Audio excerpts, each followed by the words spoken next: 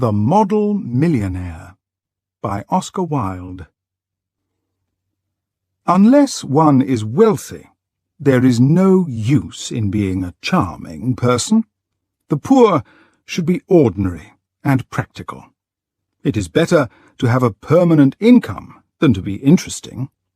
These are the great truths of modern life, which Hughie Erskine never realized.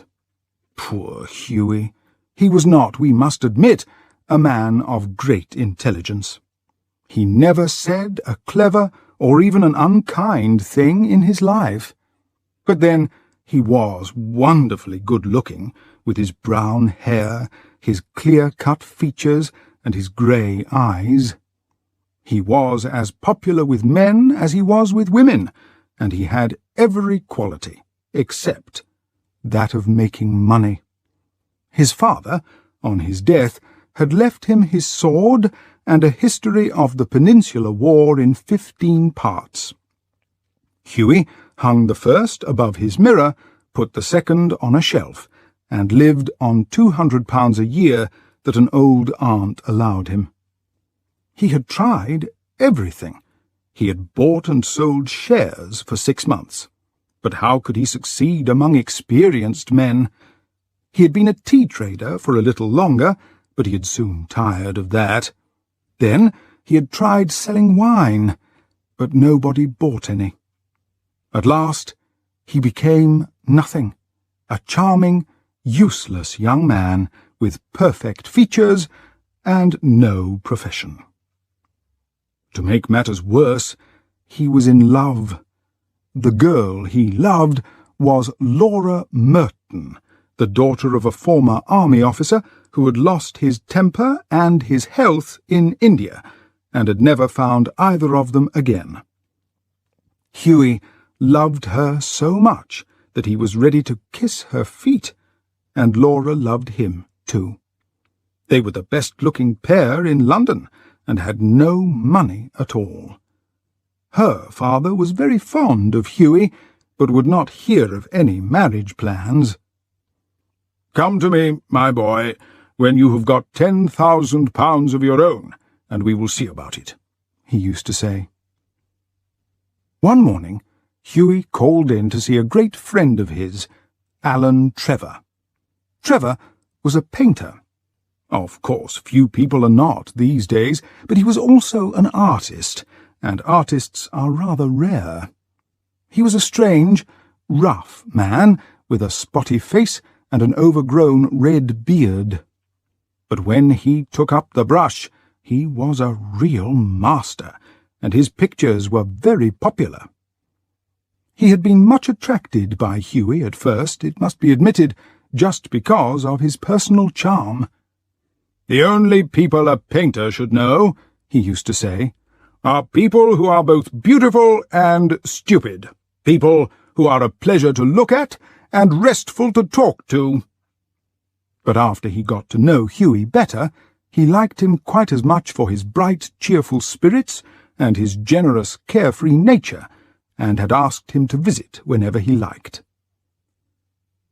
When Hughie came in, he found Trevor putting the finishing touches to a wonderful life-size picture of a beggar. The beggar himself was standing on a raised platform in a corner of the room. He was a tired old man with a lined face and a sad expression. Over his shoulder was thrown a rough brown coat, all torn and full of holes. His thick boots were old and mended, and with one hand he leant on a rough stick, while with the other he held out his old hat for money. "What an astonishing model!" whispered Hughie as he shook hands with his friend. "An astonishing model?" shouted Trevor at the top of his voice. "I should think so. Such beggars are not met with every day. Good heavens, what a picture Rembrandt would have made of him!" "Poor old man," said Hughie. "How miserable he looks! But I suppose, to you painters, his face is his fortune." "Certainly," replied Trevor.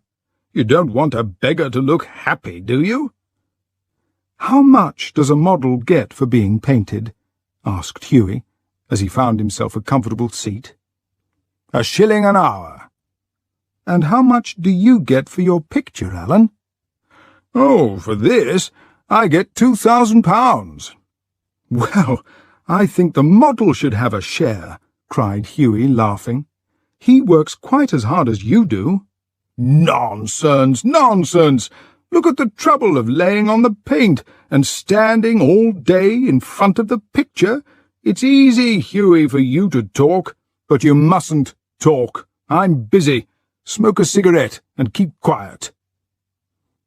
After some time, the servant came in and told Trevor that the frame-maker wanted to speak to him. "Don't run away, Hughie," he said as he went out. "I will be back in a moment." The old beggar took advantage of Trevor's absence to rest for a moment. He looked so miserable that Hughie pitied him, and felt in his pockets to see what money he had. All he could find was £1 and some pennies. "Poor old man," he thought. "He needs it more than I do, but I shan't have much money myself for a week or two." And he walked across the room and slipped the £1 into the beggar's hand. The old man jumped, and a faint smile passed across his old lips. "Thank you, sir," he said. "Thank you." Then Trevor arrived, and Hughie left, a little red in the face at what he had done. He spent the day with Laura, who was charmingly cross that he had given away £1 and had to walk home because he had no money for transport. That night he went to his club at about 11 o'clock and found Trevor sitting by himself in the smoking-room. "Well, Alan, did you finish the picture all right?" he asked. "Finished and framed, my boy," answered Trevor. "And, by the way, that old model you saw has become very fond of you. I had to tell him all about you, who you are, where you live, what your income is, what hopes you have." "My dear Alan," cried Hughie, "I shall probably find him waiting for me when I go home. But of course you are only joking. Poor old man, I wish I could do something for him. I think it is terrible that anyone should be so miserable. I have got piles of old clothes at home. Do you think he would like any of them? His clothes were falling to bits." "But he looks wonderful in them," said Trevor. "I would never want to paint him in good clothes, but I'll tell him of your offer." "Alan," said Hughie seriously, "you painters are heartless men." "An artist's heart is in his head," replied Trevor. "And besides, our business is to show the world as we see it, not to make it better. And now, tell me how Laura is. The old model was quite interested in her." "You don't mean to say you talked to him about her?" said Hughie. "Certainly I did. He knows all about the cruel father, the lovely Laura, and the £10,000. "You told the old beggar all about my private affairs?" cried Hughie. "My dear boy," said Trevor, smiling, "that old beggar, as you call him, is one of the richest men in Europe. He could buy all London tomorrow and still have money in the bank. He has a house in every capital, eats off plates of gold, and can prevent Russia going to war when he wishes." "What on earth do you mean?" cried Hughie. "What I say," said Trevor. "The old man you saw today in my room was Baron Hausberg. He is a great friend of mine, buys all my pictures and that sort of thing, and asked me a month ago to paint him as a beggar. There's nothing surprising about that. These rich men have some strange ideas, and I must say he looked fine in those old clothes." "Baron Hausberg!" cried Hughie.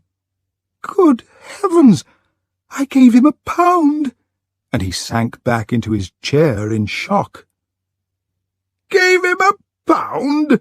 shouted Trevor, and he roared with laughter. "My dear boy, you'll never see it again. His business is with other people's money." "I think you ought to have told me, Alan," said Hughie in a bad temper, "and not have let me make such a fool of myself." "Well, to begin with, Hughie," said Trevor, "I never thought that you went about giving your money away in that careless manner. I can understand your kissing a pretty model, but not giving money to an ugly one. Besides, when you came in, I didn't know whether Hausberg would like his name mentioned. You know he wasn't in his usual dress." "How stupid he must think me," said Hughie. "Not at all. He was in the highest spirits after you left, and kept laughing to himself. I couldn't understand why he was so interested in knowing all about you, but I see it all now. He'll keep your pound for you, pay you interest every 6 months, and have a story to tell after dinner." "I am an unlucky devil," said Hughie. "The best thing I can do is to go to bed, and, my dear Alan, you mustn't tell anyone. I wouldn't dare show my face if people knew." "Nonsense! It shows your kindness of spirit, Hughie. Have another cigarette, and you can talk about Laura as much as you like." But Hughie refused to stay. He walked home, feeling very unhappy, and leaving Alan Trevor helpless with laughter. The next morning, as he was at breakfast, the servant brought him a card on which was written, "Mr. Gustav Naudin, for Baron Hausberg." "I suppose he wants me to say I am sorry about yesterday," said Hughie to himself, and he told the servant to bring the visitor in. An old gentleman with gold glasses and grey hair came into the room and said, "Have I the honour of speaking to Mr. Erskine?" Hughie agreed that he was Mr. Erskine. "I have come from Baron Hausberg," he continued. "The Baron, I beg, sir, that you will tell him how truly sorry I am," said Hughie quickly. "The Baron," said the old gentleman with a smile, "has asked me to bring you this letter." And he held out an envelope. On the outside was written, "A wedding present to Hugh Erskine and Laura Merton, from an old beggar." And inside was a cheque for £10,000.